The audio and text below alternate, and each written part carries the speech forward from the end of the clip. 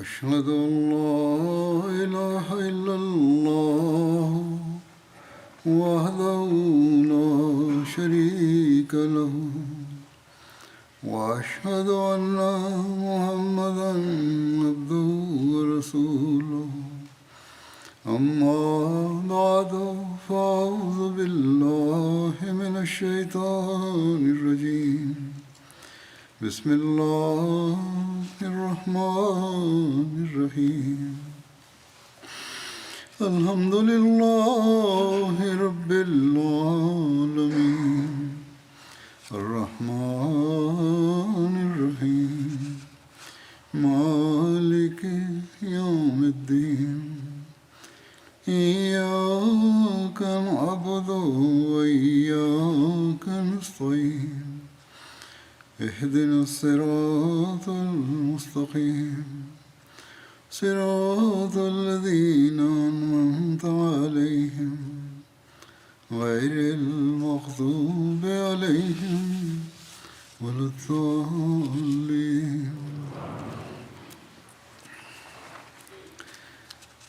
ഉഹുദ് യുദ്ധത്തിൽ തൻ്റെ സഹാബി ഹദ്രത്ത് സഅദിൻ്റെ ദുആ സ്വീകരിക്കപ്പെടുന്നതിന് വേണ്ടി നബി സല്ലല്ലാഹു അലൈഹി വസല്ലം ചെയ്ത ദുആ സ്വീകരിക്കപ്പെട്ടതിനെ സംബന്ധിച്ച സംഭവം ഇങ്ങനെ വിവരിക്കപ്പെട്ടിരിക്കുന്നു. ആയിഷ ബിൻത്ത് സഅദ് തൻ്റെ പിതാവ് ഹദ്രത്ത് സഅദിൽ നിന്ന് നിവേദനം ചെയ്യുന്നു. പറയുന്നു, ശത്രുക്കൾ തിരിച്ച് ആക്രമിച്ചപ്പോൾ ഞാൻ ഒരു ഭാഗത്തേക്കായിപ്പോയി. അപ്പോൾ ഞാൻ പറഞ്ഞു, ഞാൻ ഇവരെ എന്നിൽ നിന്ന് അകറ്റുകയോ രക്ഷപ്പെടുകയോ അല്ലെങ്കിൽ ഷഹീദാവുകയോ ചെയ്യുന്നതാണ്. പെട്ടെന്നാണ് ഞാൻ തുടുത്ത മുഖമുള്ള ഒരു വ്യക്തിയെ സമീപത്തു തന്നെ കാണുന്നത്. മുശ്രിക്കീങ്ങൾ അദ്ദേഹത്തെ കീഴ്പ്പെടുത്തിയേനെ, പക്ഷേ അദ്ദേഹം മുഷ്ടിയിൽ ചരൽ നിറച്ച് അവർക്ക് നേരെ എറിഞ്ഞു. അപ്പോഴാണ് പെട്ടെന്ന് എനിക്കും അദ്ദേഹത്തിനുമിടയിൽ മിഖ്ദാദ് വന്നത്. ഞാൻ മിഖ്ദാദിനോട് ചോദിക്കാൻ തുടങ്ങുമ്പോഴേക്ക് മിഖ്ദാദ് എന്നോട് പറഞ്ഞു, സഅദ്, അത് തിരുനബി സല്ലല്ലാഹു അലൈഹി വസല്ലം ആയിരുന്നു, നിന്നെ വിളിക്കുന്നുണ്ട്. ഞാൻ എഴുന്നേറ്റു.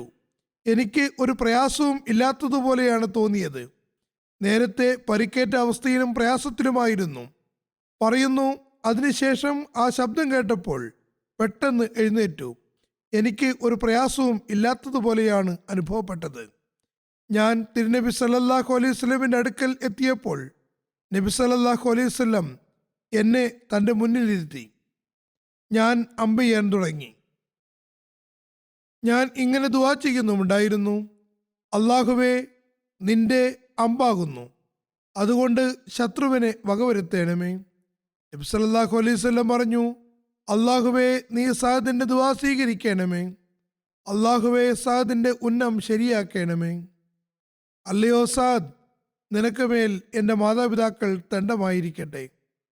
ചുരുക്കത്തിൽ ഞാൻ ഓരോ അമ്പ് എയ്തുകൊണ്ടിരിക്കുമ്പോഴും നബി സല്ലല്ലാഹു അലൈഹി വസല്ലം ഇങ്ങനെ പറഞ്ഞുകൊണ്ടിരുന്നു, അല്ലാഹുവേ, ഇദ്ദേഹത്തിൻ്റെ ഉന്നം കൃത്യമാക്കണമേ, ഇദ്ദേഹത്തിൻ്റെ ദുആ സ്വീകരിക്കണമേ. അങ്ങനെ ഞാൻ എൻ്റെ ആവനാഴിയിലെ അമ്പുകളെല്ലാം എയ്തു തീർത്തപ്പോൾ റസൂലുള്ളാഹി സല്ലല്ലാഹു അലൈഹി വസല്ലം തൻ്റെ ആവനാഴിയിലെ അമ്പുകൾ പുറത്തെടുത്തു. എനിക്ക് ചിറകും മുനയുമൊന്നുമില്ലാത്ത, അതായത് അമ്പിൻ്റെ ശരിയായ രൂപമൊന്നുമില്ലാത്ത ഒരമ്പ് തന്നു. പ്രസ്തുത അമ്പ് മറ്റമ്പുകളേക്കാൾ കൂടുതൽ ഊക്കുള്ളതായിരുന്നു. അല്ലാമ സുഹരി എഴുതുന്നു, അന്നേ ദിവസം സഅദ് 1000 അമ്പുകൾ എയ്തിരുന്നു.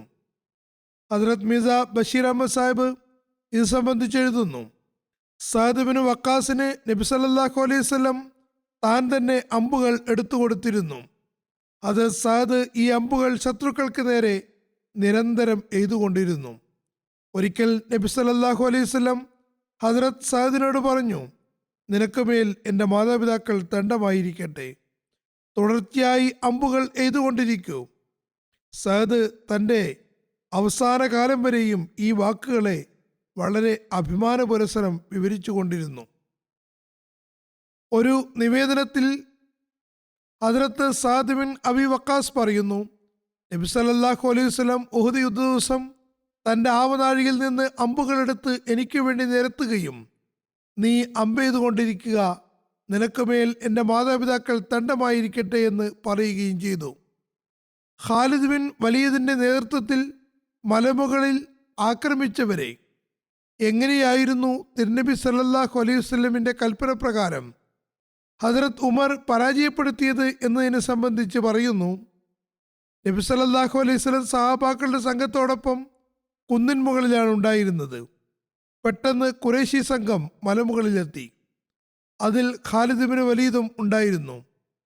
നബി സല്ലല്ലാഹു അലൈഹി വസല്ലം ശത്രുക്കളെ മുകളിൽ കണ്ടപ്പോൾ ഇങ്ങനെ ദുആ ചെയ്തു: അല്ലാഹുമ്മ ഇന്നഹു ലാ യൻബഗി ലഹും അൻ യഅലൂന അല്ലാഹുമ്മ ലാ ഖുവത ലനാ ഇല്ലാ ബിക. അല്ലാഹുവേ, അവർ ഞങ്ങളെ അതിജയിക്കുന്നത് ശരിയല്ല. അല്ലാഹുവേ, ഞങ്ങൾക്ക് നിന്നിൽ നിന്നുള്ള ശക്തിയും കഴിവുമല്ലാതെ മറ്റൊന്നു തന്നെയില്ല. അതേസമയത്ത് ഹദ്രത്ത് ഉമർ ഫാറൂഖ് മുഹാജിരീങ്ങളുടെ ഒരു സംഘവുമായി അവരെ നേരിടുകയുണ്ടായി. അവരെ പിന്നിലേക്ക് തള്ളിമാറ്റി താഴെ ഇറങ്ങാൻ നിർബന്ധിതരാക്കുകയും ചെയ്തു. ഈ സംഭവത്തെപ്പറ്റി അള്ളാഹുവിന്റെ വചനങ്ങൾ ഇറങ്ങി: വലാ തഹിനു വലാ തഹസനു വഅൻതുമുൽ അലൗന ഇൻ കുൻതും മുഅ്മിനീൻ. ദൗർബല്യം കാണിക്കുകയോ വ്യസനിക്കുകയോ ചെയ്യേണ്ടതില്ല. നിങ്ങൾ വിശ്വാസികളാണെങ്കിൽ നിങ്ങൾ തന്നെയാണ് വിജയം വരിക്കുക. ഹദ്രത്ത് മിർസ ബഷീർ അഹമ്മദ് സാഹിബ് ഈ സംഭവത്തെ വിവരിച്ചുകൊണ്ട് പറയുന്നു: നബി സല്ലല്ലാഹു അലൈഹി വസല്ലം മലയിടുക്കിലെത്തിയപ്പോൾ ഖുറൈശികളുടെ ഒരു സംഘം ഖാലിദ് ബിൻ വലീദിന്റെ നേതൃത്വത്തിൽ മലയിൽ ആക്രമണം നടത്താൻ തീരുമാനിച്ചു. എന്നാൽ നബി സല്ലല്ലാഹു അലൈഹി വസല്ലമിന്റെ കൽപ്പന പ്രകാരം ഹദ്രത്ത് ഉമർ ഏതാനും മുഹാജിറുകളെയും കൂട്ടി അവരെ നേരിടുകയും പരാജയപ്പെടുത്തുകയും ചെയ്തു. നബി സല്ലല്ലാഹു അലൈഹി വസല്ലമിന് പരിക്കേറ്റ അവസ്ഥയിലും സഹാബാക്കളെക്കുറിച്ചുള്ള ഉത്കണ്ഠയെപ്പറ്റി നിവേദനങ്ങളിൽ വന്നിട്ടുണ്ട്. ഹദ്രത്ത് ആയിഷ നിവേദനം ചെയ്യുന്നു: ഹദ്രത്ത് അബൂബക്കർ ഉഹദ് ദിവസത്തെ അനുസ്മരിച്ചുകൊണ്ട് പറയുന്നു: അന്നത്തെ ദിവസം മുഴുവൻ തന്നെ തൽഹയുടേതായിരുന്നു. അതിനെ വിശദീകരിച്ചുകൊണ്ട് പറയുന്നു: ഞാൻ നബി സല്ലല്ലാഹു അലൈഹി വസല്ലമിന്റെ അടുക്കലേക്ക് തിരിച്ചു വന്നവരിൽ ഉണ്ടായിരുന്നു. ഞാൻ കാണുന്നത് ഒരാൾ നബി സല്ലല്ലാഹു അലൈഹി വസല്ലമിന്റെ അടുക്കൽ തിരുനബി സല്ലല്ലാഹു അലൈഹി വസല്ലമയെ സംരക്ഷിച്ചുകൊണ്ട് പൊരുതുന്നതാണ്. നിവേദകൻ തുടരുന്നു: ഹദ്രത്ത് അബൂബക്കർ പറഞ്ഞു, ഞാൻ അത് തൽഹയായിരുന്നെങ്കിൽ എത്ര നന്നായേനെ എന്ന് പറയുകയുണ്ടായി. എനിക്കേതായാലും അവസരം കിട്ടിയില്ല. എൻ്റെ സമൂഹത്തിൽ നിന്ന് ആരെങ്കിലും ആയെങ്കിൽ അതെനിക്കേറെ സന്തോഷപ്രദമായേനെ എന്ന് ഞാൻ മനസ്സിൽ പറയുകയുണ്ടായി. ഏതായാലും എനിക്കും നബി സല്ലല്ലാഹു അലൈഹി വസല്ലമിനും ഇടയിൽ ഒരാളുണ്ടായിരുന്നു. അയാളെ എനിക്ക് തിരിച്ചറിയാൻ കഴിഞ്ഞില്ല. വാസ്തവത്തിൽ ഞാൻ അയാളെക്കാളും നബി സല്ലല്ലാഹു അലൈഹി വസല്ലമിന്റെ സമീപസ്ഥനായിരുന്നു. അയാൾ നീങ്ങുന്നത്രയും ശീഘ്രഗതിയിൽ എനിക്ക് നടക്കാൻ കഴിയുന്നുണ്ടായിരുന്നില്ല. നോക്കിയപ്പോൾ അത് അബൂ ഉബൈദ ബിൻ ജറാഹ് ആയിരുന്നു. അങ്ങനെ ഞാൻ നബി സല്ലല്ലാഹു അലൈഹി വസല്ലമിന്റെ അടുക്കലെത്തി. നബി സല്ലല്ലാഹു അലൈഹി വസല്ലമിന്റെ താഴെ 4 പല്ലുകളിൽ മുന്നിലുള്ള 2 പല്ലുകൾക്കും കോമ്പലിനുമിടയിലുള്ള പല്ല് പൊട്ടിപ്പോയിരുന്നു. മുഖത്തും പരിക്കേറ്റിട്ടുണ്ടായിരുന്നു. നബി സല്ലല്ലാഹു അലൈഹി വസല്ലമിന്റെ പരിശുദ്ധ കവിളിൽ പടത്തൊപ്പിയുടെ വളയങ്ങൾ ആഴ്ന്നിറങ്ങിയിരുന്നു. നബി സല്ലല്ലാഹു അലൈഹി വസല്ലം പറഞ്ഞു, നിങ്ങൾ രണ്ടുപേരും നിങ്ങളുടെ സുഹൃത്തിനെ സഹായിക്കുവിൻ. നബി സല്ലല്ലാഹു അലൈഹി വസല്ലം തൽഹയെയാണ് ഉദ്ദേശിച്ചത്. അദ്ദേഹത്തിൻ്റെ ഒരുപാട് രക്തം ഒഴുകുന്നുണ്ടായിരുന്നു. നബി സല്ലല്ലാഹു അലൈഹി വസല്ലം തന്നെ ശ്രദ്ധിക്കുന്നതിന് പകരം തൽഹയെ നോക്കാനും അദ്ദേഹത്തെ ശുശ്രൂഷിക്കാനും അദ്ദേഹത്തിൻ്റെ പരുക്കുകൾ ശരിയാക്കാൻ ശ്രമിക്കാനുമാണ് പറഞ്ഞത്.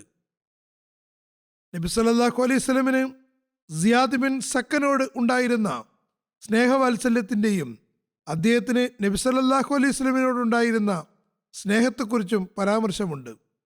ഇബ്നു ഇസ്ഹാഖ് എഴുതുന്നു, കാഫിരീങ്ങൾ നബി സല്ലല്ലാഹു അലൈഹി വസല്ലമിനെ വലയം ചെയ്തപ്പോൾ നബി സല്ലല്ലാഹു അലൈഹി വസല്ലം പറഞ്ഞു, മൻ റജുലുൻ യശ്രി ലനാ നഫ്സഹ. നമുക്ക് വേണ്ടി തന്നെ സ്വയം കച്ചവടമാക്കാൻ അഥവാ സമർപ്പിക്കാൻ ആരുണ്ട്? അപ്പോൾ സിയാദ് ബിൻ സക്കൻ 5 അൻസാരി സഹാബാക്കളോടൊപ്പം തയ്യാറായി വന്നു. ചിലർ അത് അമ്മാർ ബിൻ യസീദ് ബിൻ സക്കൻ ആയിരുന്നു എന്നും പറയുന്നു. അങ്ങനെ നബി സല്ലല്ലാഹു അലൈഹി വസല്ലമിന്റെ മുന്നിൽ ധീരത പ്രകടിപ്പിച്ചുകൊണ്ട് ഓരോരുത്തരായി ഷഹീദായി.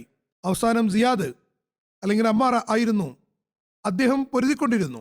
അദ്ദേഹത്തിന് നിരവധി പരിക്കുകൾ പറ്റി. പിന്നെ മുസ്ലിങ്ങളുടെ ഒരു സംഘം തിരിച്ചു വന്നു. മുശ്രിക്കീങ്ങളെ നബി സല്ലല്ലാഹു അലൈഹി വസല്ലമിന്റെ അടുക്കൽ നിന്നും തള്ളി മാറ്റി. അതിനുശേഷം നബി സല്ലല്ലാഹു അലൈഹി വസല്ലം പറഞ്ഞു, സിയാദ് ബിൻ സക്കനെ എൻ്റെ സമീപത്തേക്ക് കൊണ്ടുവരൂ. സഹാബാക്കൾ അദ്ദേഹത്തെ നബി സല്ലല്ലാഹു അലൈഹി വസല്ലമിന്റെ സമീപം എത്തിച്ചു. നബി സല്ലല്ലാഹു അലൈഹി വസല്ലം തൻ്റെ പാതാരവിന്ദങ്ങൾ അദ്ദേഹത്തിന് തലണയാക്കി. തൻ്റെ കവിൾ നബി സല്ലല്ലാഹു അലൈഹി വസല്ലമിന്റെ പരിശുദ്ധ പാദങ്ങളിൽ വെച്ചുകൊണ്ടാണ് അദ്ദേഹം മരണപ്പെട്ടത്. അദ്ദേഹത്തിൻ്റെ ശരീരത്തിൽ 14 പരിക്കുകൾ പറ്റിയിരുന്നു. ഈ സംഭവങ്ങൾ നേരത്തെയും വിവരിച്ചിട്ടുള്ളതാണ്. ചിലപ്പോൾ പുതിയ വല്ല കാര്യങ്ങളോ എന്തെങ്കിലും പുതിയ വാചകങ്ങളോ അവതരണ രീതിയോ ഉണ്ടാകുന്നതാണ്. അതുകൊണ്ട് വീണ്ടും വിവരിക്കുകയാണ്. നബി സല്ലല്ലാഹു അലൈഹി വസല്ലമിന്റെ ഉഹദിൽ നിന്ന് മദീനയിലേക്കുള്ള മടക്കം. നിവേദനങ്ങളിൽ പറയുന്നു, ഉഹദ് യുദ്ധ ദിവസം നബി സല്ലല്ലാഹു അലൈഹി വസല്ലം ഉഹദിലെ ശുഹദാക്കളുടെ കബറടക്കത്തിന് ശേഷം മദീനയിലെത്തി. മഗ്‌രിബ് നമസ്കാരം മദീനയിലാണ് അനുഷ്ഠിച്ചതെന്നും കാണപ്പെടുന്നു.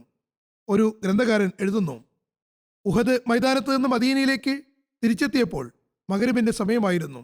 ഹദ്രത്ത് ബിലാൽ ബാങ്ക് കൊടുത്തു. നമസ്കാരം അനുഷ്ഠിക്കാൻ നബി സല്ലല്ലാഹു അലൈഹി വസല്ലം ഹദ്രത്ത് സാദ് ബിൻ ഉബാദയുടെയും ഹദ്രത്ത് സാദ് ബിൻ മആസിന്റെയും സഹായത്തോടുകൂടി മസ്ജിദിലെത്തി. നമസ്കരിപ്പിച്ചതിന് ശേഷം നബി സല്ലല്ലാഹു അലൈഹി വസല്ലം വീണ്ടും വീട്ടിലേക്ക് പോയി. ഇശാ നമസ്കാര സമയമായപ്പോൾ ഹദ്രത്ത് ബിലാൽ വീണ്ടും ബാങ്ക് കൊടുത്തു. പക്ഷേ നബി സല്ലല്ലാഹു അലൈഹി വസല്ലം ഉറക്കത്തിലായതുകൊണ്ട് വന്നില്ല. വിശ്രമിക്കുകയായിരുന്നു, ഉറങ്ങുകയായിരുന്നു. വരാൻ കഴിഞ്ഞില്ല. അതായത് പ്രസ്തുത ബാങ്കിന് ശേഷമുള്ള സമയത്ത് എത്തിയില്ല. അപ്പോൾ ഹദ്രത്ത് ബിലാൽ നബി സല്ലല്ലാഹു അലൈഹി വസല്ലമിന്റെ വാതിൽക്കൽ തന്നെ നബി സല്ലല്ലാഹു അലൈഹി വസല്ലമിനെയും കാത്തിരുന്നു. അല്ലാതെ തിരിച്ചു വന്ന് നമസ്കരിക്കുകയല്ല ചെയ്തത്, മറിച്ച് കാത്തിരിക്കുകയാണ് ഉണ്ടായത്. രാത്രി കുറേ സമയം കഴിഞ്ഞപ്പോൾ ഹദ്രത്ത് ബിലാൽ നബി സല്ലല്ലാഹു അലൈഹി വസല്ലമിനെ നമസ്കരിക്കാൻ വേണ്ടി വിളിച്ചു. നബി സല്ലല്ലാഹു അലൈഹി വസല്ലം നമസ്കരിക്കാൻ വന്നപ്പോൾ തിരുനബി സല്ലല്ലാഹു അലൈഹി വസല്ലമയുടെ അവസ്ഥ നേരത്തേതിലും മെച്ചപ്പെട്ടിട്ടുണ്ടായിരുന്നു. ഇശാ നമസ്കരിപ്പിച്ചതിന് ശേഷം വീട്ടിലേക്ക് തിരിച്ചുപോയി. നമസ്കാര സ്ഥലം മുതൽ വീട് വരെയും സഹാബാക്കൾ സഫായി നിൽക്കുന്നുണ്ടായിരുന്നു. അവർക്കിടയിലൂടെ നബി സല്ലല്ലാഹു അലൈഹി വസല്ലം ഒറ്റയ്ക്ക് തന്നെ വീട്ടിലേക്ക് പോയി. അപ്പോൾ ആരുടെയും സഹായം വേണ്ടി വന്നിട്ടുണ്ടായിരുന്നില്ല. നേരത്തെ മഗ്‌രിബിന് വന്നപ്പോൾ സഹായത്തോടെയാണ് വന്നത്. പിന്നെ വിശ്രമിക്കുകയും ഇശ വൈകി നമസ്കരിക്കുകയും ചെയ്തു. തിരിച്ചു പോകുമ്പോഴും പിന്നെ വരുമ്പോഴും പോകുമ്പോഴും സഹായത്തിൻ്റെ ആവശ്യമുണ്ടായില്ല. ആ സമയത്ത് ചില സ്ത്രീകൾ ഹദ്രത്ത് ഹംസയ്ക്ക് വേണ്ടി കണ്ണൂക്ക് കൊടുക്കുന്നതാണ് കണ്ടത്. നബി സല്ലല്ലാഹു അലൈഹി വസല്ലം അവരെ അതിൽ നിന്ന് വിലക്കുകയുണ്ടായി. ഇതേപ്പറ്റി കഴിഞ്ഞ ഖുത്ബയിൽ പറഞ്ഞതായിരുന്നു. നബി സല്ലല്ലാഹു അലൈഹി വസല്ലം വീട്ടിലേക്ക് തിരിച്ചു പോയപ്പോൾ കാവൽക്കാരല്ലാതെ മറ്റെല്ലാ സ്ത്രീ പുരുഷന്മാരും തങ്ങളുടെ വീടുകളിലേക്ക് പോയി. അതായത് ഡ്യൂട്ടിയിലുണ്ടായിരുന്നവർ മാത്രം അവിടെ തങ്ങുകയുണ്ടായി. ഇത് സംബന്ധിച്ച് ഹദ്രത്ത് മിർസ ബഷീർ അഹമ്മദ് സാഹിബ് എഴുതുന്നു, എല്ലാ സംവിധാനവും പൂർത്തിയാക്കിയ ശേഷം നബി സല്ലല്ലാഹു അലൈഹി വസല്ലം വൈകിട്ട് മദീനയിലേക്ക് പുറപ്പെട്ടു. അതായത് എല്ലാ കാര്യങ്ങളും പൂർത്തിയാക്കി, അല്ലാതെ പരിക്കേറ്റതുകൊണ്ട് വേഗം വരികയല്ല ചെയ്തത്, മറിച്ച് എല്ലാ കർത്തവ്യങ്ങളും പൂർത്തിയാക്കി. മദീനയിലെ സ്ത്രീകളുടെ സഹനത്തിൻ്റെ മാതൃക. സ്ത്രീകളുടെ സഹന മാതൃകയെ സംബന്ധിച്ച ചില ഉദാഹരണങ്ങൾ ഞാൻ നേരത്തെയും കേൾപ്പിച്ചതാണ്. ഹദ്രത്ത് ഹംന ബിൻത് ജഹഷിന്റെ ആവേശം. റസൂൽ കരീം സല്ലല്ലാഹു അലൈഹി വസല്ലം ഉഹദ് യുദ്ധത്തിന് ശേഷം മദീനയിലേക്ക് തിരിച്ചെത്തിയപ്പോൾ ഹദ്രത്ത് മസ്അബ് ബിൻ ഉമൈറിന്റെ മകൾ ഹദ്രത്ത് ഹംന ബിൻത് ജഹഷിനെ കാണുകയുണ്ടായി. ആളുകൾ അവർക്ക് അവരുടെ സഹോദരൻ അബ്ദുല്ല ബിൻ ജഹഷ് ഷഹീദായ വിവരം നൽകി. അപ്പോൾ അവർ ഇന്നാ ലില്ലാഹി വ ഇന്നാ ഇലൈഹി റാജിഊൻ എന്ന് ചൊല്ലുകയും അദ്ദേഹത്തിന് മഗ്ഫിറത്തിന് വേണ്ടി ദുആ ചെയ്യുകയുമുണ്ടായി. ജനങ്ങൾ അവരോട് അവരുടെ മാതുലൻ ഹദ്രത്ത് ഹംസയുടെ ഷഹാദത്തിനെ സംബന്ധിച്ച് പറഞ്ഞു. അപ്പോഴും അവർ ഇന്നാ ലില്ലാഹി വ ഇന്നാ ഇലൈഹി റാജിഊൻ എന്ന് ചൊല്ലുകയും അദ്ദേഹത്തിന് വേണ്ടി മഗ്ഫിറത്തിന് ദുആ ചെയ്യുകയും ചെയ്തു. പിന്നെ ജനങ്ങൾ അവരുടെ ഭർത്താവ് ഹദ്രത്ത് മസ്അബ് ബിൻ ഉമൈറിന്റെ ഷഹാദത്തിനെ കുറിച്ച് അറിയിപ്പ് നൽകി. അപ്പോൾ അവർ കരയുകയും വളരെ അസ്വസ്ഥയാവുകയും ചെയ്തു. അപ്പോൾ നബി സല്ലല്ലാഹു അലൈഹി വസല്ലം പറഞ്ഞു, ഒരു സ്ത്രീയെ സംബന്ധിച്ചിടത്തോളം അവരുടെ പക്കൽ ഭർത്താവിന് ഒരു പ്രത്യേക സ്ഥാനവും പദവിയും ഉണ്ട്. മറ്റൊരു നിവേദനത്തിൽ ഹദ്രത്ത് ഹംന ബിൻ ജഹഷിനെ സംബന്ധിച്ച് ഇങ്ങനെ നിവേദനം കാണപ്പെടുന്നു. അവരോട് നിങ്ങളുടെ സഹോദരൻ ഷഹീദായി എന്ന് പറഞ്ഞപ്പോൾ അവർ പറഞ്ഞു, അള്ളാഹു അദ്ദേഹത്തിന് മേൽ കരുണ ചൊരിയുമാറാകട്ടെ, ഇന്നാ ലില്ലാഹി വ ഇന്നാ ഇലൈഹി റാജിഊൻ. പിന്നെ ആളുകൾ അവരുടെ ഭർത്താവ് ഹദ്രത്ത് മുസ്അബ് ബിൻ ഉമൈറിന്റെ ഷഹാദത്തിനെ സംബന്ധിച്ച് അറിയിച്ചപ്പോൾ അവർ കരയുകയും അസ്വസ്ഥയാവുകയും ചെയ്തു.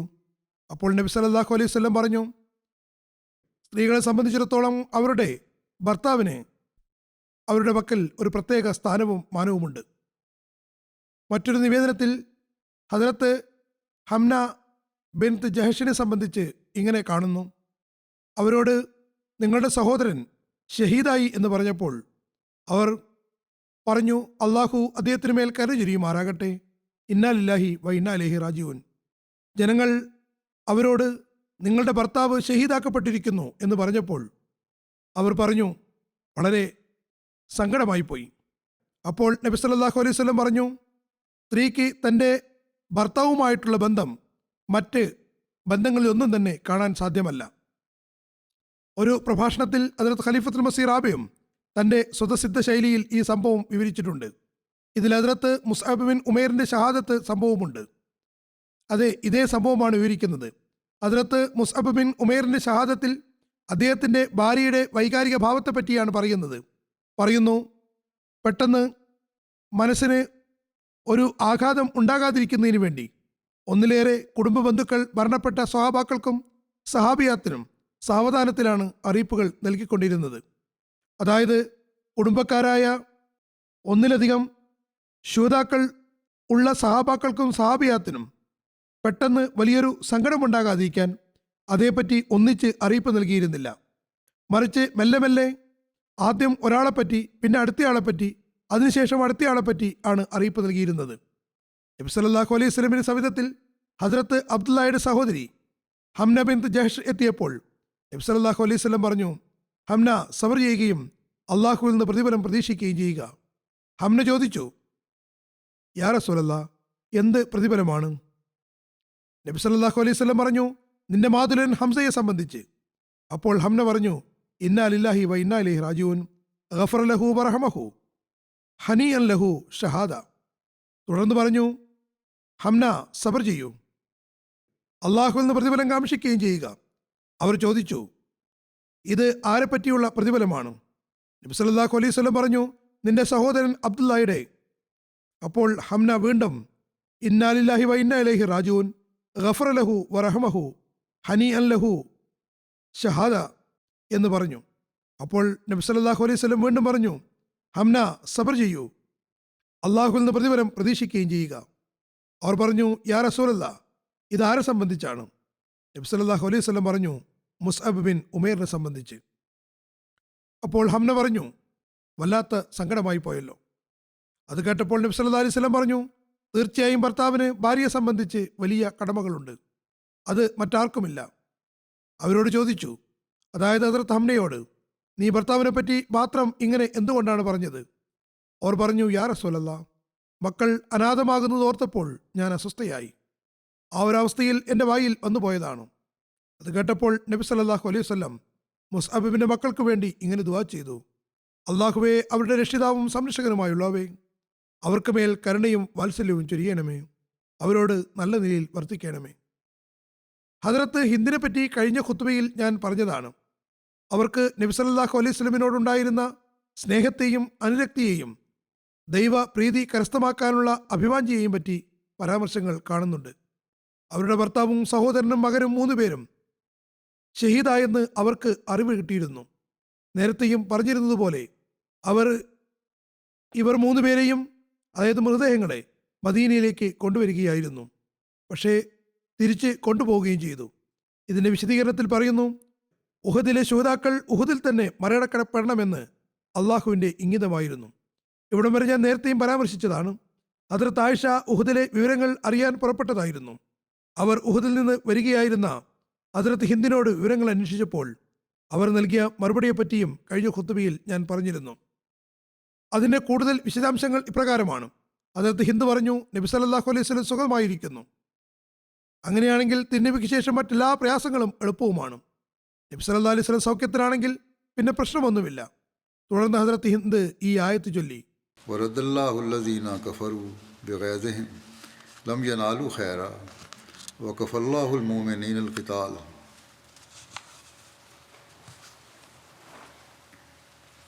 വകാന അല്ലാഹു ഖവിയ്യൻ അസീസ.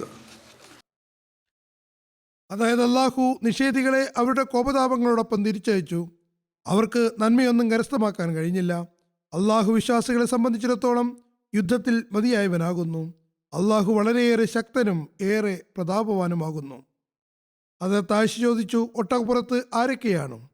അപ്പോൾ ഹദ്റത്ത് ഹിന്ദ് പറഞ്ഞു, എൻ്റെ സഹോദരനും എൻ്റെ മകൻ ഖല്ലാദും എൻ്റെ ഭർത്താവ് അമ്ർ ബിനു ജമൂഹുമാകുന്നു.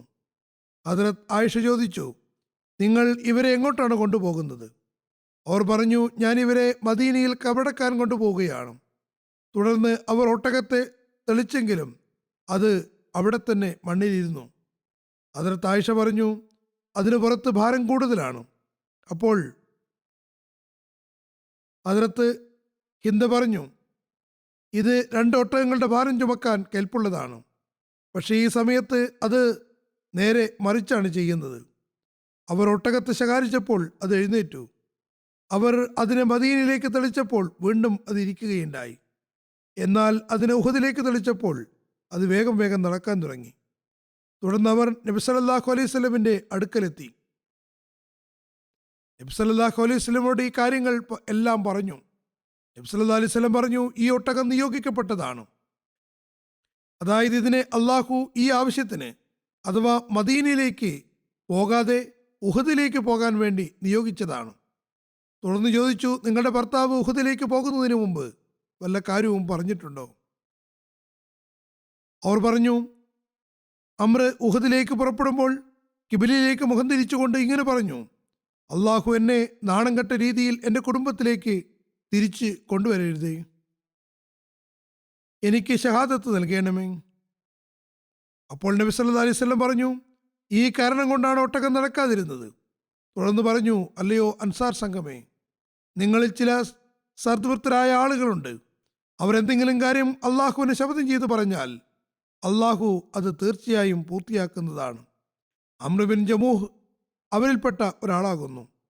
പിന്നെ നബി സല്ലല്ലാഹു അലൈഹി വസല്ലം അമ്ർ ബിൻ ജമൂഹിന്റെ ഭാര്യയോട് പറഞ്ഞു, ഹിന്ദ്, നിന്റെ സഹോദരൻ ഷഹീദായ സമയം മുതൽ അദ്ദേഹത്തെ എവിടെയാണ് മറവടക്കുന്നത് എന്ന് കാത്തുകൊണ്ട് മലക്കുകൾ അദ്ദേഹത്തിന് മേൽ തണൽ വിരിച്ചുകൊണ്ട് നിൽക്കുകയായിരുന്നു. നബി സല്ലല്ലാഹു അലൈഹി വസല്ലം ഈ ശുഹദാക്കളുടെ കബറടക്കം വരെയും അവിടെ തന്നെ തങ്ങുകയുണ്ടായി. തുടർന്ന് പറഞ്ഞു, അമ്ര ബിൻ ജമൂഹും നിന്റെ മകൻ ഖല്ലാദും സഹോദരൻ അബ്ദുള്ളയും സ്വർഗത്തിൽ പരസ്പരം കൂട്ടുകാരാകുന്നു. അപ്പോൾ ഹിന്ദു പറഞ്ഞു, യാ റസൂലല്ലാഹ്, എനിക്കും അവരുടെ സാമീപ്യം കിട്ടുന്നതിന് അങ്ങ് ദുആ ചെയ്താലും.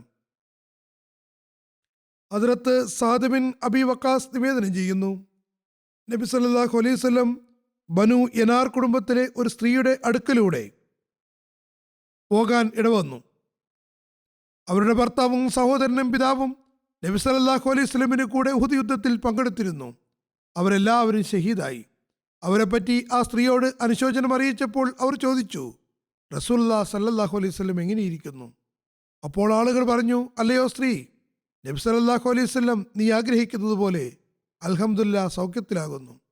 അപ്പോൾ ആ സ്ത്രീ പറഞ്ഞു, എവിടെ? ഞാൻ കാണാൻ ആഗ്രഹിക്കുന്നു. അപ്പോൾ നബി സല്ലല്ലാഹു അലൈഹി വസല്ലമിനെ ചൂണ്ടിക്കാണിച്ചു കൊടുത്തു. നബി സല്ലല്ലാഹു അലൈഹി വസല്ലമിനെ കണ്ടപ്പോൾ അവർ പറഞ്ഞു, തിരുനബി സല്ലല്ലാഹു അലൈഹി വസല്ലമിന് ശേഷം എൻ്റെ എല്ലാ മുസീബത്തും നിസ്സാരമാകുന്നു. ഒരു നിവേദനത്തിൽ ഒരു സ്ത്രീയുടെ മകന്റെ ഷഹാദത്തിനെ പറ്റി പരാമർശമുണ്ട്.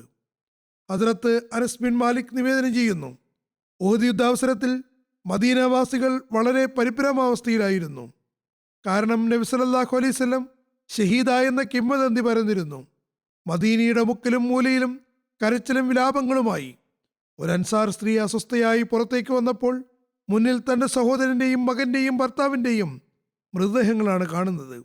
നിവേദകൻ പറയുന്നു, അവർ ആരെയാണ് ആദ്യം കണ്ടതെന്ന് എനിക്കറിയില്ല. പക്ഷെ അവസാന വ്യക്തിയുടെ അരികിലൂടെ കടന്നു പോകുമ്പോൾ ചോദിച്ചു, ഇതാരാണ്? ആളുകൾ പറഞ്ഞു, ഇതെല്ലാം നിന്റെ സഹോദരനും ഭർത്താവും മകനും ഒക്കെയാണ്. അവർ ചോദിച്ചു, നബി സല്ലല്ലാഹു അലൈഹി വസല്ലമിന് എങ്ങനെയുണ്ട്? ആളുകൾ പറഞ്ഞു, നബി സല്ലല്ലാഹു അലൈഹി വസല്ലം മുന്നിലാണ്. അവർ നബി സല്ലല്ലാഹു അലൈഹി വസല്ലമിന്റെ അടുക്കൽ നടന്നെത്തി. എന്നിട്ട് നബി സല്ലല്ലാഹു അലൈഹി വസല്ലമിന്റെ കോന്തല പിടിച്ചുകൊണ്ട് പറഞ്ഞു, യാ റസൂലല്ലാഹ്, എൻ്റെ മാതാപിതാക്കൾ അങ്ങേക്ക് ദണ്ഡമായിരിക്കട്ടെ. അങ്ങ് സമാധാനത്തിൽ സൗഖ്യത്തിലാണെങ്കിൽ മറ്റൊരു നഷ്ടവും പ്രശ്നമല്ല. ഒരു നിവേദനമനുസരിച്ച് ആ സ്ത്രീയുടെ പേര് സമീറ ബിൻത് ഖൈസ് എന്നാകുന്നു. ഇവർ നോമാനു ബിൻ അമ്രിന്റെ മാതാവാകുന്നു. ഹദ്രത്ത് മുസ്ലിം മൗദ് ഒരു സന്ദർഭത്തിൽ ഈ സംഭവം ഇങ്ങനെ വിവരിക്കുന്നു, സഹാബാക്കളിൽ ധീരതയുടെ നിരവധി ഉദാഹരണങ്ങൾ കാണാൻ കഴിയും. ഭൗതിക ലോകത്ത് കോടിക്കണക്കിലൊന്ന് അല്ലെങ്കിൽ നൂറുകണക്കിന് രാജ്യങ്ങളിൽ ഏതാനും മാതൃകകൾ കണ്ടേക്കാം. എന്നാൽ ഏതാനും 1000 സഹാബാക്കളിൽ നൂറുകണക്കിന് മാതൃകകൾ കാണപ്പെടുന്നു. മറ്റുള്ളവരിലും ഉണ്ടാകാമെങ്കിലും അത് കോടികളിൽ 1-2 ആയിരിക്കും. എന്നാൽ ഇവിടെ ആയിരങ്ങളിൽ നൂറുകണക്കിന് ഉദാഹരണങ്ങളുണ്ട്. എത്ര ഉന്നതമായ മാതൃകയാണെന്ന് നോക്കുക. ഒരു സ്ത്രീയുമായി ബന്ധപ്പെട്ട സംഭവമാണ്. തുടർന്ന് ഹദ്റത്ത് മുസ്ലിം മൗഊദ് പറയുന്നു, ഞാൻ പലതവണ വിവരിച്ചിട്ടുള്ളതാണ്. ഇതെല്ലാ സദസ്സുകളിലും കേൾപ്പിക്കാനും അതിൻ്റെ സ്മരണ പുതുപുത്തനായി നിലനിർത്താൻ യോഗ്യവുമാണ്. ചില സംഭവങ്ങൾ കൂടെ കൂടെ കേട്ടാലും പഴക്കം വരുന്നതല്ല. അതുപോലെ ഒരു സംഭവമാണിത്. ഒരു സ്ത്രീ ഉഹദ് യുദ്ധാവസരത്തിൽ നബി സല്ലല്ലാഹു അലൈഹി വസല്ലം ഷഹീദായെന്ന കിംവദന്തി കേൾക്കാനിടയായപ്പോൾ മറ്റ് സ്ത്രീകളോടൊപ്പം പരിഭ്രമിച്ച് പുറത്തേക്ക് വന്നു. ഉഹദിൽ നിന്ന് തിരിച്ചു വരുന്ന ആദ്യത്തെ സവാരിയെ കണ്ടപ്പോൾ അവർ അദ്ദേഹത്തോട് ചോദിച്ചു, നബി സല്ലല്ലാഹു അലൈഹി വസല്ലമിന് എങ്ങനെയുണ്ട്? അദ്ദേഹം പറഞ്ഞു, നിങ്ങളുടെ ഭർത്താവ് കൊല്ലപ്പെട്ടിരിക്കുന്നു. അവർ പറഞ്ഞു, ഞാൻ നിങ്ങളോട് നബി സല്ലല്ലാഹു അലൈഹി വസല്ലം സംബന്ധിച്ചാണ് ചോദിക്കുന്നത്. നിങ്ങൾ എൻ്റെ ഭർത്താവിനെ പറ്റിയാണ് അറിയിപ്പ് നൽകുന്നത്. അദ്ദേഹം പറഞ്ഞു, നിന്റെ പിതാവും വധിക്കപ്പെട്ടിരിക്കുന്നു. അവർ പറഞ്ഞു, ഞാൻ നിങ്ങളോട് നബി സല്ലല്ലാഹു അലൈഹി വസല്ലമിനെ സംബന്ധിച്ച് ചോദിക്കുന്നു. നിങ്ങൾ എൻ്റെ പിതാവിനെ പറ്റി പറയുന്നു. ആഗതൻ പറഞ്ഞു, നിങ്ങളുടെ 2 സഹോദരന്മാരും കൊല്ലപ്പെട്ടിരിക്കുന്നു. ആ സ്ത്രീ വീണ്ടും പറഞ്ഞു, നിങ്ങൾ എൻ്റെ ചോദ്യത്തിന് മറുപടി നൽകൂ. ഞാൻ എൻ്റെ ബന്ധുക്കളെ പറ്റിയല്ല ചോദിക്കുന്നത്. ഞാൻ നബി സല്ലല്ലാഹു അലൈഹി വസല്ലമിനെ പറ്റിയാണ് ചോദിക്കുന്നത്. നബി സല്ലല്ലാഹു അലൈഹി വസല്ലം സുഖത്തിലാണെന്ന കാര്യത്തിൽ ആ സഹാബിക്ക് ഉറപ്പുണ്ടായിരുന്നു. അതുകൊണ്ട് അദ്ദേഹത്തിൻ്റെ വീക്ഷണത്തിൽ ആ സ്ത്രീയെ സംബന്ധിച്ചിടത്തോളം അവരുടെ അടുത്ത ബന്ധുക്കളുടെ മരണത്തെപ്പറ്റി അവരെ അറിയിക്കുകയായിരുന്നു ഉചിതമായി തോന്നിയത്.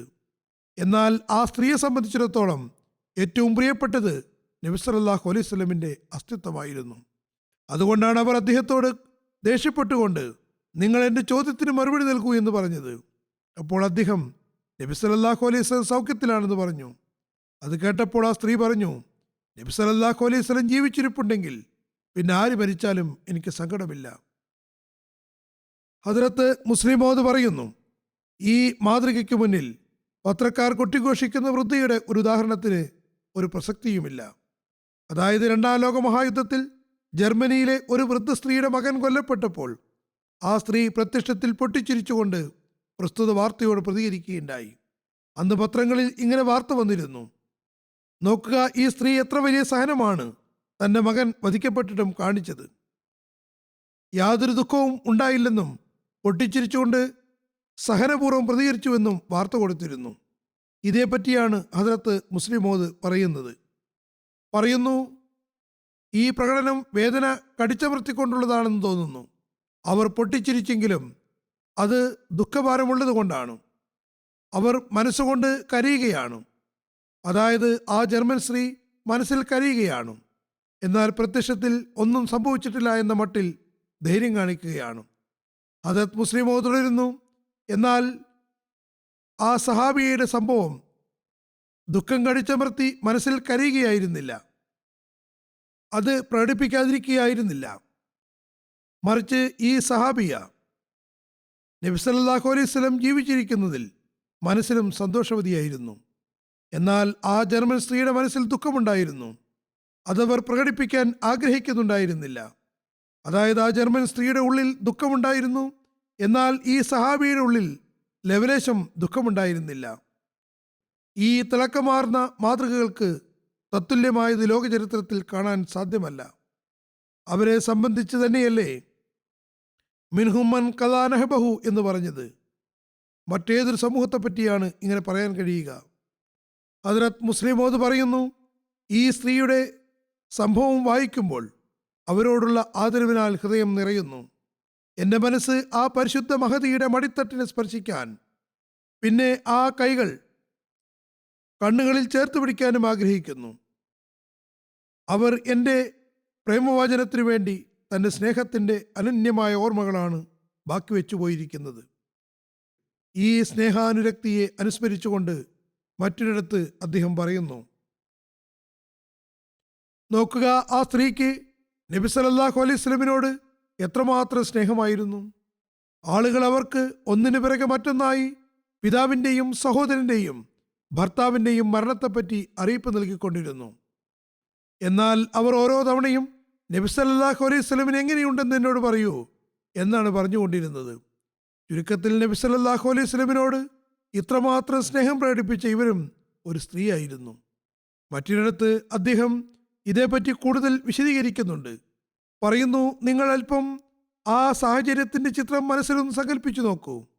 നിങ്ങളിൽ എല്ലാവരും മരണപ്പെട്ടവരെ കണ്ടിട്ടുണ്ടാകും. അടുത്ത ഏതെങ്കിലും ബന്ധുക്കൾ മരിച്ചുപോയ ആളുകൾ, ചിലർ മാതാവിനെ, ചിലർ പിതാവിനെ, വേറെ ചിലർ സഹോദരി സഹോദരന്മാരെ മരിച്ചതായി കണ്ടിരിക്കും. നിങ്ങൾ ഒന്ന് സങ്കല്പിച്ചു നോക്കൂ.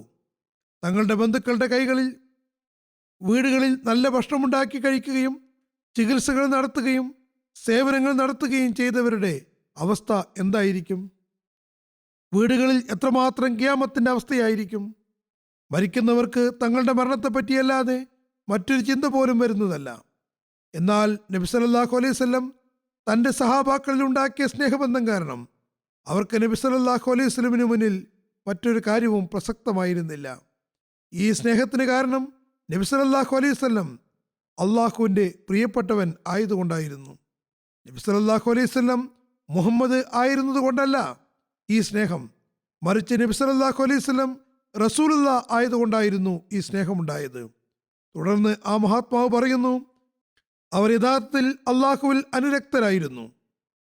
അള്ളാഹു മുഹമ്മദ് റസൂലുള്ളാഹി സ്വല്ലല്ലാഹു അലൈഹി വസല്ലമയെ സ്നേഹിച്ചിരുന്നു. അതുകൊണ്ട് നബി സല്ലല്ലാഹു അലൈഹി വസല്ലമിന്റെ സഹാബാക്കൾ നബി സല്ലല്ലാഹു അലൈഹി വസല്ലമയെയും സ്നേഹിച്ചിരുന്നു. പുരുഷന്മാർ മാത്രമല്ല, സ്ത്രീകളെയും നോക്കുക. അവർക്കും എത്രമാത്രം നബി സല്ലല്ലാഹു അലൈഹി വസല്ലമിന്റെ അസ്തിത്വത്തിനോട് സ്നേഹവും അനുരക്തിയും ഉണ്ടായിരുന്നു. ഈ സ്നേഹമാണ് അള്ളാഹു നബി സല്ലല്ലാഹു അലൈഹി വസല്ലമിനെ സംബന്ധിച്ച് അവരുടെ ഹൃദയങ്ങളിൽ ഉണ്ടാക്കിയത്. എന്നിട്ടും അവർ അള്ളാഹുവിനെ എല്ലാ കാര്യത്തിലും മുന്തിച്ചു. ഈ തൗഹീദ് തന്നെയാണ് അവർക്ക് ലോകത്തെല്ലായിടത്തും വിജയം നൽകിയത്. അള്ളാഹുവിന് മുന്നിൽ അവർ മാതാപിതാക്കളെയോ സഹോദരി സഹോദരന്മാരെയോ ഭാര്യ ഭർത്താക്കന്മാരെയോ പരിഗണിച്ചില്ല. അവർക്ക് മുന്നിൽ ഒരു കാര്യം മാത്രമേ ഉണ്ടായിരുന്നുള്ളൂ, അതായത് അള്ളാഹു അവരിൽ സംപ്രീതനാകണം. അതുകൊണ്ടാണ് അള്ളാഹു അവരെ പറ്റി റളിയല്ലാഹു അൻഹും എന്ന് പറഞ്ഞത്. അവർ അള്ളാഹുവിനെ എല്ലാ കാര്യത്തെക്കാളും മുന്തിച്ചു. അള്ളാഹുവാകട്ടെ അവരെയും മുന്തിക്കുകയുണ്ടായി. ഹദ്റത്ത് മുസ്ലിം തുടരുന്നു, പിന്നീട് മുസ്ലിങ്ങളിൽ ഈ അവസ്ഥ നിലനിന്നില്ല. ഇന്ന് അവർക്ക് അള്ളാഹുവിനോട് സ്നേഹമുണ്ടെങ്കിൽ അത് ബൗദ്ധികമായിട്ടുള്ളത് മാത്രമാണ്. ബൗദ്ധിക തലത്തിൽ അവർ വലിയ ബന്ധമുണ്ടെന്ന് പറയുന്നു. ബൗദ്ധിക തലത്തിൽ തീർച്ചയായും അള്ളാഹുവിനെ അംഗീകരിക്കുകയും തൗഹീദിന്റെ വക്താക്കളാകുകയും ചെയ്യുന്നുണ്ട്. പക്ഷേ ഹൃദയത്തിലില്ല. മനസ്സ് മറ്റെവിടെയോ അള്ളിപ്പിടിച്ചിരിക്കുന്നു. നബി സല്ലല്ലാഹു അലൈഹി വസല്ലമിനെ പറ്റി അവരോട് പറയപ്പെട്ടാൽ അവരുടെ മനസ്സിലെ സ്നേഹച്ചരടുകൾ ഇളകാൻ തുടങ്ങുന്നു. ഇതെല്ലാമാണെങ്കിലും തൗഹീദിന്റെ യഥാർത്ഥ രൂപം ഉണ്ടാകുന്നില്ല. ഒരു ചരിത്രകാരൻ പറയുന്നു, തീർച്ചയായും മദീനയിലെ പ്രയാസങ്ങൾ വളരെ വേദനാജനകമായിരുന്നു. എന്നാൽ മക്കയ്ക്കും മദീനയ്ക്കും തമ്മിൽ ഒരു പ്രയാസത്തെ നേരിടുന്നതിൽ വളരെ വ്യത്യാസമുണ്ട്. തങ്ങളുടെ പ്രയാസങ്ങളെ നേരിടുന്നതിൽ വലിയ അന്തരമുണ്ട്. മദീനയിൽ വലിയ പ്രയാസവും അവസ്ഥകൾ ദുരിതപൂർണവുമായിരുന്നു. എന്നാൽ മക്കയെയും മദീനയെയും താരതമ്യപ്പെടുത്തി നോക്കുക. മക്കക്കാർക്കും പ്രയാസങ്ങളും ബുദ്ധിമുട്ടുകളും ഉണ്ടായിരുന്നു. പക്ഷേ രണ്ടും തമ്മിൽ വലിയ വ്യത്യാസമുണ്ട്. എന്തായിരുന്നു വ്യത്യാസം? മക്ക മുശ്രിക്കീങ്ങൾക്ക് അവരുടെ പ്രയാസം ദൗർബല്യവും അസ്വസ്ഥതയും ഭയവുമാണ് നൽകിയത്. മക്കക്കാർക്ക് ബദറിൽ കിട്ടിയ പരാജയം ദൗർബല്യവും അസ്വസ്ഥതയും ഭയവുമാണ് സമ്മാനിച്ചത്. ഉഹദിലെ പ്രയാസങ്ങൾ അനുപമമായ ക്ഷമയും വിശ്വാസവും സ്ഥൈര്യവും ധൈര്യവുമാണ് നൽകിയത്. ഉഹദിൽ മുസ്ലിങ്ങൾക്കും വമ്പിച്ച നഷ്ടങ്ങൾ ഉണ്ടായി. എന്നാൽ ഈ നഷ്ടം കാരണം അവർ അനുപമമായ സഹനവും വിശ്വാസവീര്യവും ധൈര്യവും സ്ഥൈര്യവുമാണ് അതുകൊണ്ട് ആർജിച്ചത്. ഉഹദിൽ ഉണ്ടായ നഷ്ടങ്ങൾ കാരണം മദീനവാസികളിൽ ആർക്കും ഭയമോ അസ്വസ്ഥതയോ ദൗർബല്യമോ പേരിന് പോലും ഉണ്ടായില്ല. അതിനുള്ള ഒരു വലിയ ഉദാഹരണം എന്തെന്നാൽ, ഒരു മുസ്ലിം സ്ത്രീക്ക് ഉഹദ് യുദ്ധത്തിൽ തന്റെ മകനെയും ഭർത്താവിനെയും സഹോദരനെയും പിതാവിനെയും നഷ്ടപ്പെട്ടിരുന്നു. അവർ അന്താളിക്കുകയോ ഈ പ്രയാസത്തിൽ അതിരുകൾ ലംഘിക്കുകയോ ചെയ്തില്ല. അവർ ബനു ദീനാർ കുടുംബത്തിലെ സ്ത്രീയായിരുന്നു. അവർ യുദ്ധമൈതാനത്തേക്ക് പോയി തൻ്റെ ഭർത്താവിനെയും മകനെയും സഹോദരനെയും പിതാവിനെയും രക്തത്തിൽ കുളിച്ച് മരിച്ചു കിടക്കുന്നത് കണ്ടപ്പോൾ സ്ഥിരത നഷ്ടപ്പെടുന്നതിന് പോകട്ടെ അതിനെ പരിഗണിക്കുക പോലും ചെയ്തില്ല. അവർ ഈ 4 പേരെക്കാളും തനിക്ക് പ്രിയങ്കരനായ വ്യക്തിയെക്കുറിച്ച് അന്വേഷിക്കുകയായിരുന്നു. അത് മുഹമ്മദ് റസൂലുള്ളാഹി സ്വല്ലല്ലാഹു അലൈഹി വസല്ലം ആയിരുന്നു. നബി സല്ലല്ലാഹു അലൈഹി വസല്ലമിനെ സൗഖ്യത്തിൽ കണ്ടപ്പോൾ അവർ പറഞ്ഞു, നബി സല്ലല്ലാഹു അലൈഹി വസല്ലം സൗഖ്യത്തിലാണെങ്കിൽ അതിനു മുന്നിൽ എത്ര വലിയ പ്രയാസവും നിസ്സാരമാകുന്നു. ബാക്കി ഇൻഷാല്ല പിന്നീട്. ഫലസ്തീനിലെ ആളുകൾക്ക് വേണ്ടി ദുആ ചെയ്യുക. അള്ളാഹു അവർക്ക് എളുപ്പമുണ്ടാക്കുമാറാകട്ടെ. ശത്രുക്കൾ തങ്ങളുടെ എല്ലാതരം നികൃഷ്ടമായ ചിന്തകളും പ്രവൃത്തികളും മുഖേന അവരെ നശിപ്പിക്കാൻ ഒരുങ്ങിയിരിക്കുകയാണ്. വൻശക്തികൾ യുദ്ധം അവസാനിപ്പിക്കുന്നതിന് പകരം അതിനെ ആളിക്കത്തിക്കാൻ ശ്രമിച്ചുകൊണ്ടിരിക്കുന്നു. അമേരിക്കൻ പ്രസിഡന്റ് കഴിഞ്ഞ തിങ്കളാഴ്ച യുദ്ധം നിർത്തൽ ചെയ്യാൻ പറഞ്ഞിരുന്നു. ഇപ്പോൾ പറയുന്നു റമദാന് മുമ്പ് യുദ്ധം നിർത്തുന്നതാണ്, അതും 6 ആഴ്ചയ്ക്ക് താൽക്കാലികമായി മാത്രം. ഇത് ഇസ്രായേലിന് സാവകാശം നൽകാനുള്ള ഒരു പദ്ധതിയാണ്. ഇതിനിടയിൽ അവർക്ക് വിശ്രമിക്കാൻ അവസരം കിട്ടുകയും പിന്നെ നവോന്മേഷത്തോടെ ദ്രോഹം തുടരുകയും ചെയ്യും. അള്ളാഹുവിന് മാത്രമേ അവരുടെ കൈകൾ തടയാൻ കഴിയുകയുള്ളൂ. അതുകൊണ്ട് ഒരുപാട് ദുആ ചെയ്യുക. അതുപോലെ അവർക്ക് ഭക്ഷണവും മരുന്നും ഏത് ചാരിറ്റി മുഖേനയാണോ എത്തിക്കാൻ കഴിയുന്നത് അത് എത്തിക്കാൻ അഹമ്മദികൾ ശ്രമിക്കേണ്ടതാണ്. തങ്ങളുടെ പരിധിയിൽ അവർക്ക് വേണ്ടി അക്രമം അവസാനിപ്പിക്കുന്നതിന് ശ്രമിക്കേണ്ടതുമാണ്. ഞാൻ നേരത്തെയും പറഞ്ഞിട്ടുള്ളതുപോലെ രാഷ്ട്രീയക്കാർക്കും കത്തുകൾ എഴുതിക്കൊണ്ടിരിക്കുക. നമ്മൾ ക്ഷീണിക്കാൻ പാടില്ല. നിങ്ങൾ ചെയ്യുന്നത് വലിയ അപരാധമാണെന്ന് രാഷ്ട്രീയക്കാരെ ബോധ്യപ്പെടുത്തുക. ഫലസ്തീനികൾക്കും അള്ളാഹുവിനോട് ദുആ ചെയ്യാനും തങ്ങളുടെ ആത്മീയ അവസ്ഥ നന്നാക്കാനും തൗഫീക്ക് ലഭിക്കുമാറാകട്ടെ. ഉക്രൈൻ റഷ്യ യുദ്ധത്തിലും യൂറോപ്പും അമേരിക്കയും നേരിട്ട് ഭാഗവാക്കാകുമെന്ന് വാർത്തകൾ വരുന്നുണ്ട്. അത് മുഖേനയും ആഗോള യുദ്ധത്തിനുള്ള അപായ സാധ്യതകൾ വർദ്ധിക്കുന്നു. അതുകൊണ്ട് അള്ളാഹു ലോകത്തെ നാശത്തിൽ നിന്ന് രക്ഷിക്കാൻ വേണ്ടി ദുആ ചെയ്യുക. അവിടെ മുൻകരുതൽ എന്ന നിലയ്ക്ക് ഞാൻ നേരത്തെയും പറഞ്ഞതുപോലെ എനിക്ക് മുൻപ് ഹദ്റത്ത് ഖലീഫത്തുൽ മസീഹ് റാബിയും ആറ്റമിക അണുവികിരണങ്ങളിൽ നിന്ന് രക്ഷപ്പെടുവാൻ മരുന്നിൻ്റെ കുറിപ്പടി നൽകിയിരുന്നു. അത് മതിയായതാണ്. നമ്മുടെ ഹോമിയോപ്പതിക് വിഭാഗം അത് പറഞ്ഞു തരുന്നതാണ്. അതും ചുരുങ്ങിയത് 3 തവണയെങ്കിലും ഒരാവർത്തി വീണ്ടും എടുക്കേണ്ടതാണ്. അതുപോലെ വീടുകളിൽ 3 മാസത്തേക്കുള്ള ഭക്ഷണ പദാർത്ഥങ്ങളും മറ്റും അഹമ്മദികൾ കരുതേണ്ടതാണ്. പ്രത്യേകിച്ചും നേരിട്ട് യുദ്ധഭീതിയുള്ള സ്ഥലങ്ങളിൽ. യുദ്ധമുണ്ടായില്ലെങ്കിൽ പോലും അതുകൊണ്ട് പ്രയോജനം തന്നെയാണുള്ളത്. ഭക്ഷണ പദാർത്ഥങ്ങളും മറ്റും സ്വരൂപിക്കുന്നവർക്ക് വിവിധ ദുർഘടനകൾ വരുമ്പോൾ അത് ഉപയോഗിക്കാൻ കഴിഞ്ഞിട്ടുണ്ട്. അതുകൊണ്ട് പ്രയോജനം മാത്രമാണ് ഉണ്ടായതെന്ന് അവർ പറയുന്നു. യമനിലെ അഹമ്മദികൾക്ക് വേണ്ടിയും ദുആ ചെയ്യുക.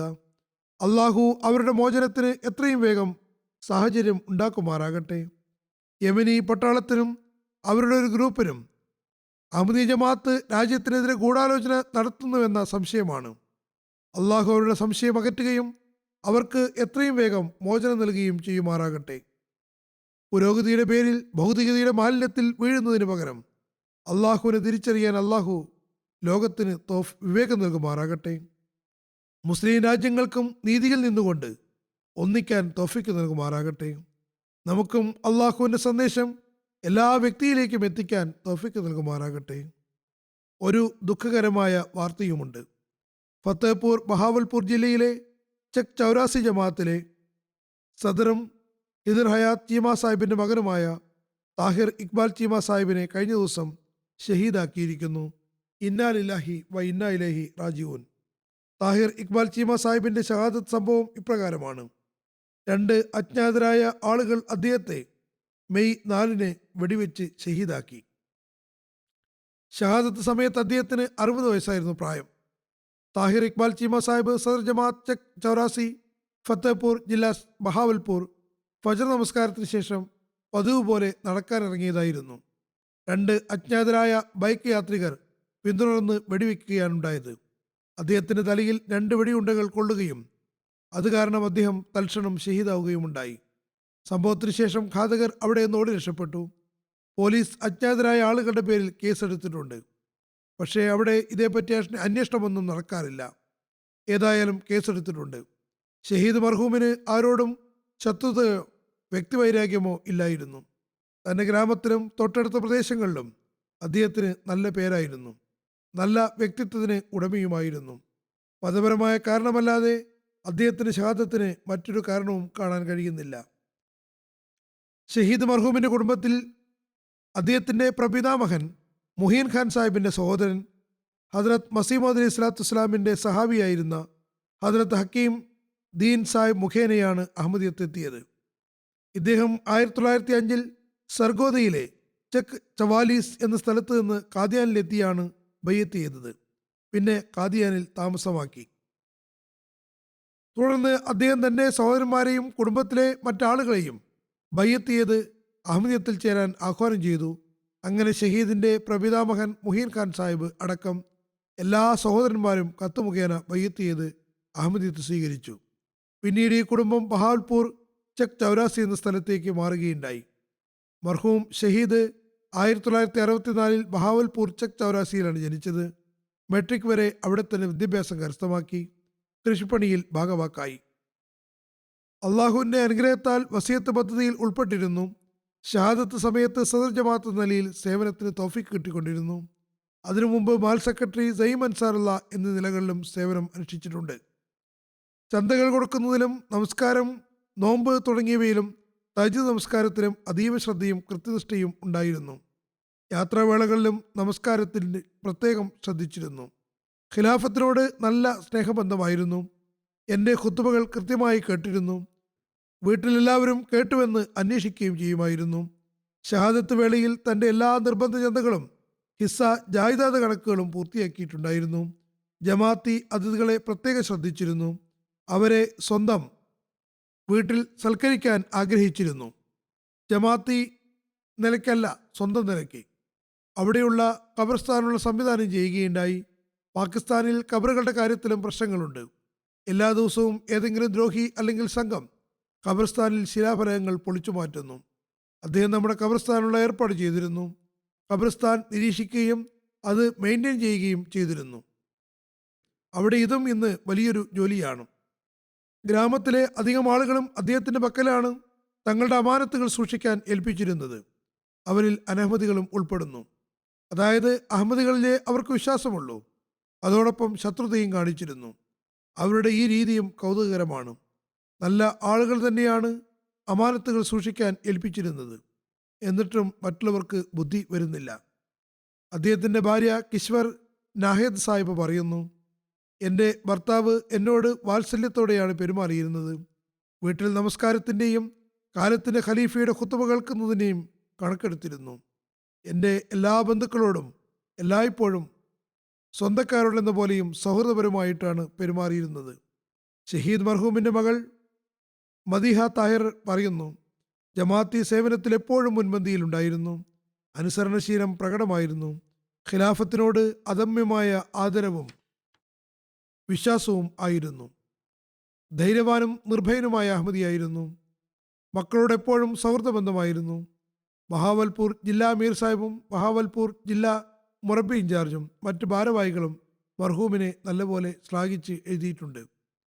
എല്ലാവരെയും സ്നേഹിക്കുന്ന വ്യക്തിയായിരുന്നു. സൃഷ്ടി സേവനത്തിൽ മുഴുകിയ ആളുമായിരുന്നു. അതിഥി സൽക്കാരം അദ്ദേഹത്തിൻ്റെ പ്രത്യേക ഗുണവുമായിരുന്നു. കേന്ദ്ര പ്രതിനിധികളോടും ജീവിതം വഖഫ് ചെയ്തവരോടും സ്വന്തം എന്ന പോലെയുള്ള ബന്ധമായിരുന്നു. സംതപ്ത കുടുംബത്തിൽ ഭാര്യയെ കൂടാതെ 2 ആൺമക്കളും ഒരു മകളുമുണ്ട്. ഒരു മകൻ ലുക്മാൻ അഹമ്മദ് ജർമ്മനിയിൽ കുടുംബസമേതം താമസിക്കുന്നു. മകൾ മദീഹ താഹിർ ഇവിടെ UK-യിലാണ്. മറ്റൊരു മകൻ സൽമാൻ താഹിർ അദ്ദേഹത്തോടൊപ്പം അവിടെ കൃഷിപ്പണികൾ ചെയ്യുന്നു. അള്ളാഹു ഷഹീദിൻ്റെ പദവികൾ ഉയർത്തുകയും അദ്ദേഹത്തോട് കരുണയോടെയും പൊറുമയോടെയും വർത്തിക്കുകയും ചെയ്യുമാറാകട്ടെ. എല്ലാ സംതപ്ത കുടുംബാംഗങ്ങൾക്കും സബറെ ജമീൽ നൽകുമാറാകട്ടെ. അവർക്ക് അദ്ദേഹത്തിൻ്റെ നന്മകൾ തുടരുന്നതിന് തൗഫീഖ് നൽകുമാറാകട്ടെ. നമസ്കാരത്തിന് ശേഷം ഇൻഷാ അല്ലാഹ് ജനാസയും നമസ്കരിക്കുന്നതാണ്.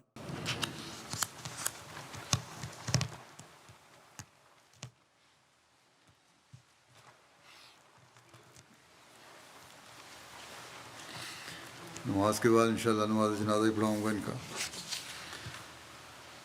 अल्हम्दुलिल्लाह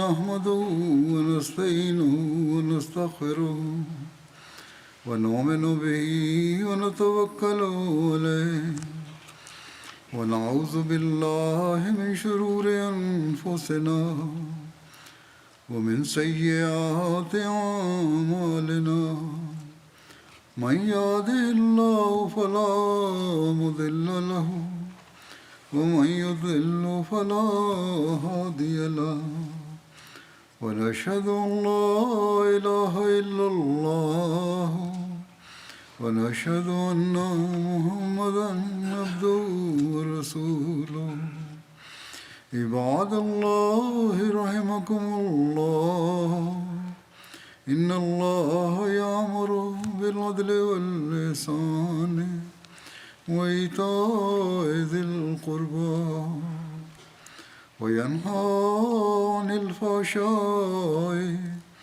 والمنكر والبغي يعظكم لعلكم تذكرون اذكروا الله يذكركم وادعوه يستجب لكم ولذكر الله أكبر